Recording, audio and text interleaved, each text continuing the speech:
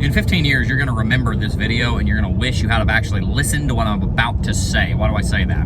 By the end of the 2030s, by 2040, save this video, play it in 15 years. Bitcoin is going to be trading between $3 and $5 million a coin. Jeb, you're absolutely freaking nuts. Where did you get that from? You're insane.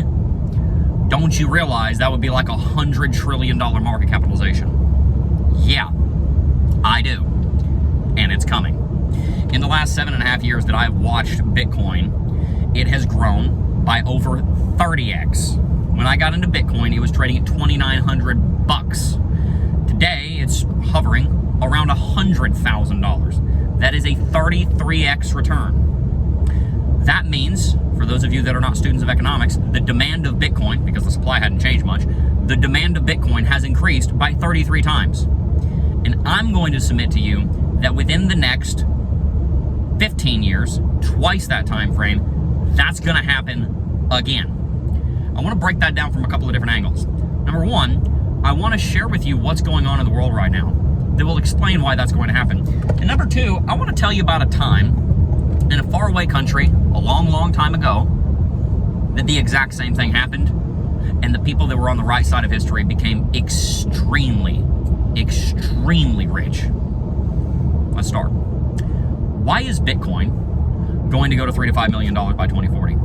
The reason is very simple. Bitcoin fulfills something in the human psyche that tells us that we need to have control over our wealth. That tells us it's a bad thing when our money loses value every year. And it tells us that we're supposed to save and invest for the future.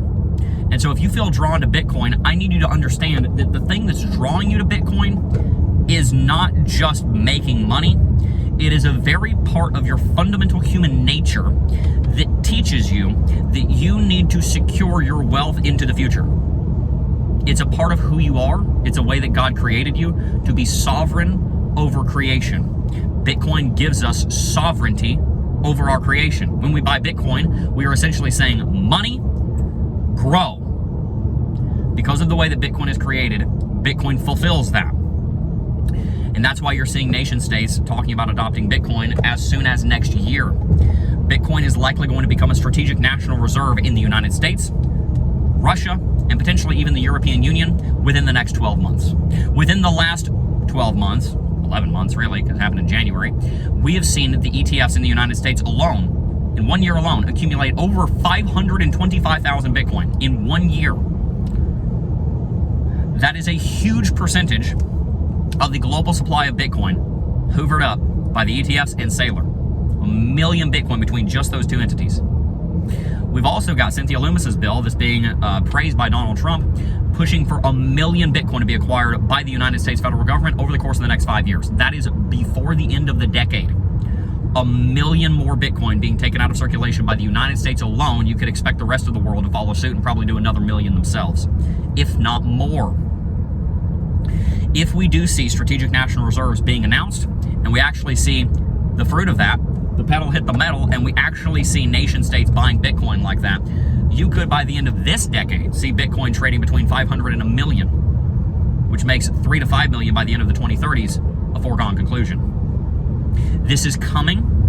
It's coming faster than anything we've ever seen. We felt it in 2020 and 2021, and the very beginning of 2022.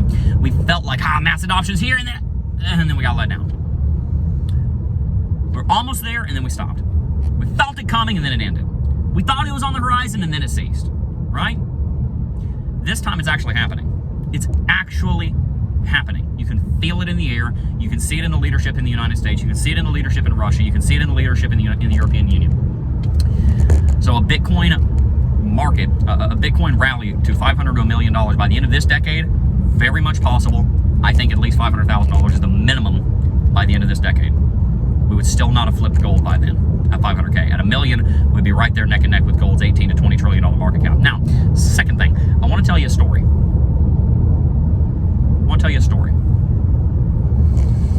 A story that took place over 4,000 years ago. Almost 4,000 years ago. Not quite, almost 4,000 years ago in Egypt.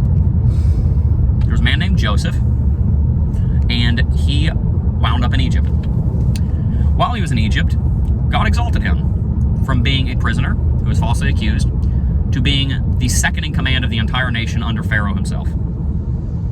And in the position that Joseph sat in, he controlled the grain. He controlled the grain. And God gave him a vision that there was going to be a famine in the land in about 5 years.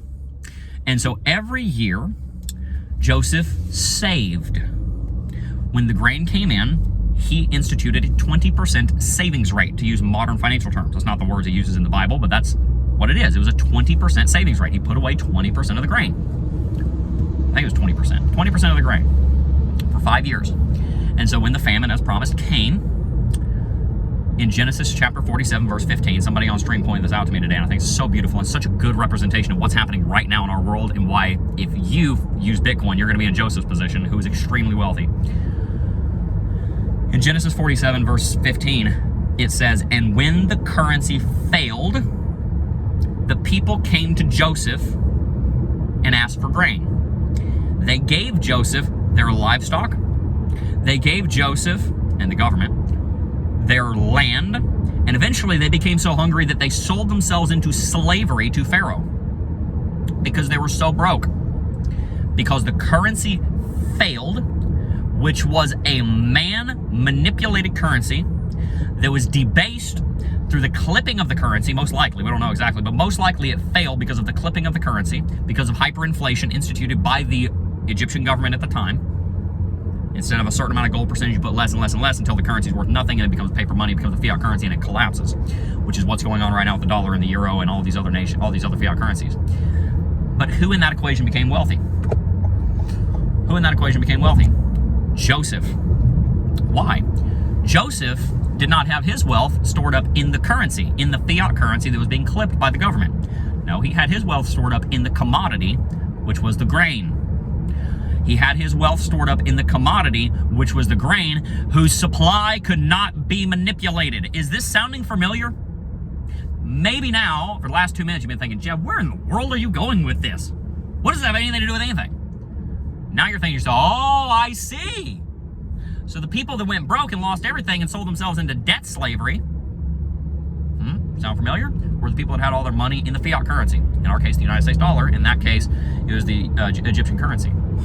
Who ended up becoming the one that ruled over the land and was extremely wealthy? It was Joseph, because he had hard money in the form of grain, in the form of a commodity whose supply could not be manipulated. And in that time, the supply was actually going down because there was a famine, right? The commodity was the food, right? So as the food went down, his wealth grew.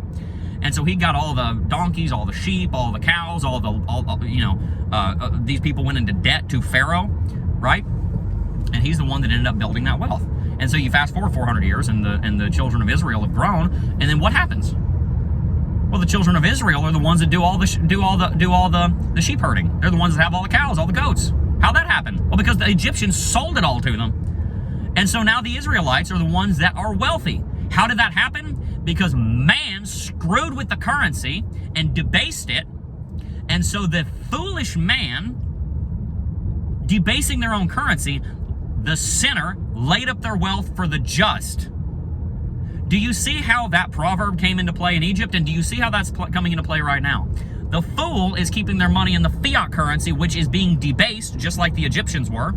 The wise is keeping their wealth in the hard commodity, like Bitcoin, that cannot be debased. And in 10 to 15 years, you are going to see people coming to us, the ones with the Bitcoin, because we're the ones that rule the world, because they lost everything in the debasement of the currency, and they're going to come to the wise among us that accumulated Bitcoin.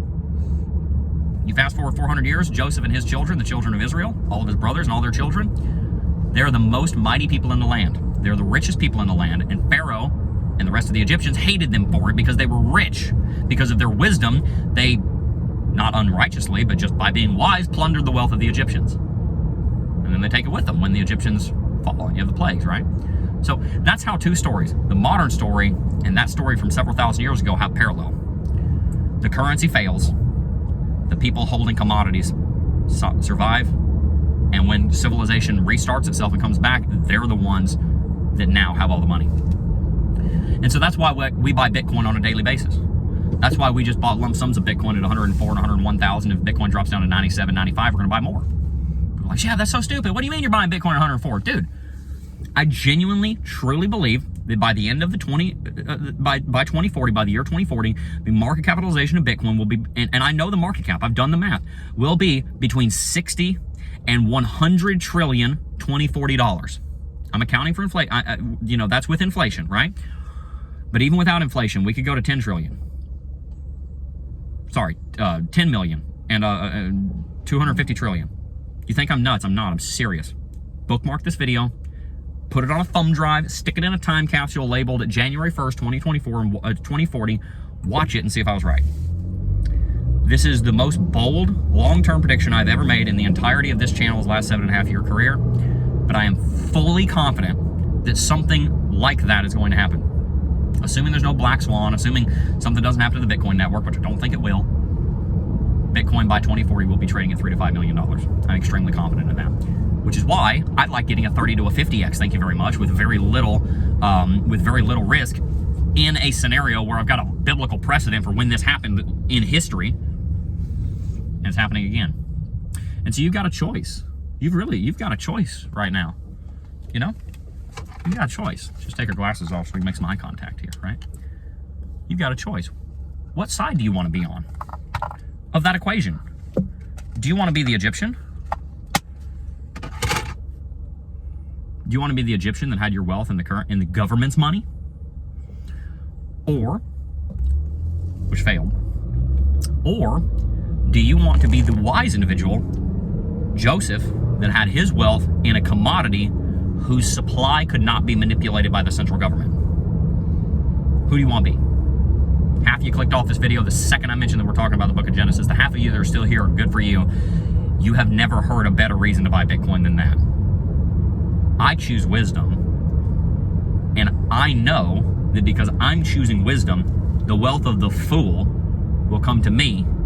Because the wealth of the sinner is laid up for the righteous, we know that the fool lays their wealth up for the wise. Join me and consider an allocation in Bitcoin. That's pretty much all I got. If you want to learn more about money and how to succeed in life, especially how to build wealth, keep it, be generous with it, and have joy with it, then you found the right channel. Make sure to subscribe to the channel, hit that post notification bell for more content, sign up for the Financial Sovereignty Academy. There's a link in the description box down below so you can learn more about how to build wealth moving into this next era. Peace.